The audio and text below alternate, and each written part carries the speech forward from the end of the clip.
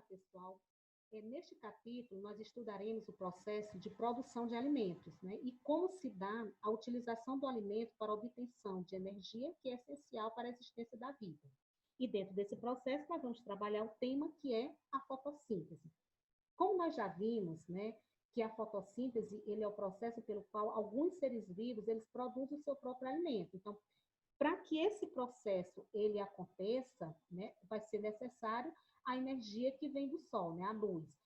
Como também vai ser necessário o gás carbônico e a água, que vão servir como matéria-prima. Então, todo esse processo, eles vão ocorrer na presença de um pigmento esse que nós chamamos de clorofila. Então, quem vai realizar a fotossíntese? Quais são os seres vivos que vão fazer todo esse processo? Então, dentro dos seres vivos, nós vamos destacar aqui as plantas, né? Mas também nós podemos destacar aqui as algas e as cianobactérias, né?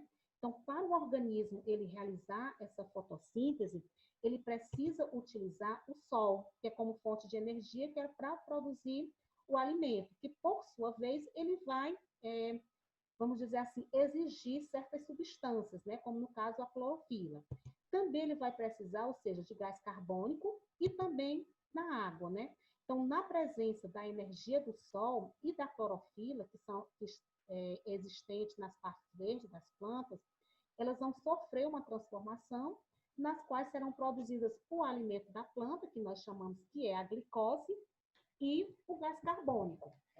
Então, de onde vem? O que é necessário para que ocorra a fotossíntese? Então, no caso, a água aqui, ela é fundamental para os seres vivos. Então, as cianobactérias, as algas, né, elas vão fazer a captura dessa água diretamente no meio aquático ou também em um meio úmido, né, em que elas vivem. Em grande parte das plantas aquáticas e terrestres, essa água ela vai ser absorvida pelas raízes, que são estruturas adaptadas, né, tanto para a absorção da água como também para a absorção de nutrientes.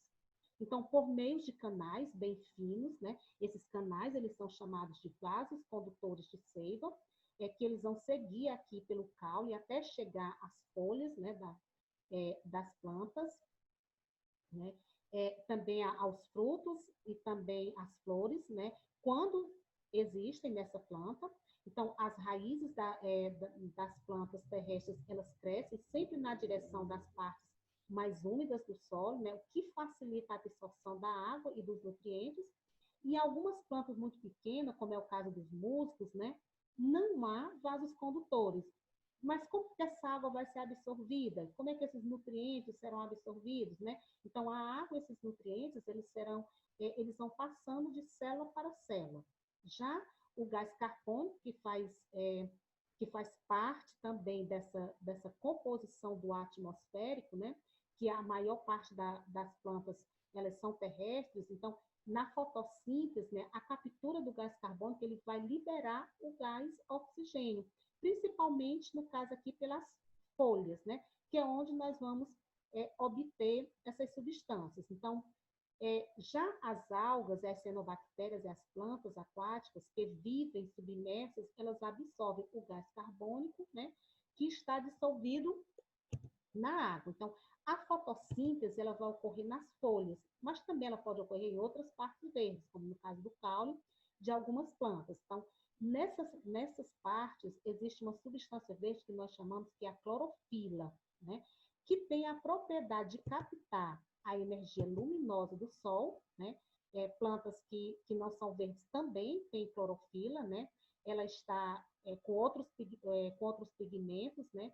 Que escondem a cor, né? Então, a energia do sol que é utilizada pelas plantas para produzir, no caso aí, a fotossíntese, também a utilização aí do gás carbônico, né? Que vai ser absorvida por essas plantas, e também aí a água e os sais minerais. Então, todo esse processo aí dessa absorção vai gerar outros produtos. No caso, é o gás oxigênio e aqui, no caso, a glicose. Então, além como eu já disse, da luz solar e da água, nutrientes como os carboidratos são produzidos, né, e os sais minerais absorvidos pelas raízes, elas são necessárias para o desenvolvimento das plantas, para a formação de substâncias, no caso, como a clorofila. Então, a gente viu aqui nesse processo da fotossíntese que para que ela ocorra, a gente viu que ela vai ocorrer principalmente nas folhas, mas que também ela pode ocorrer nos caules das plantas,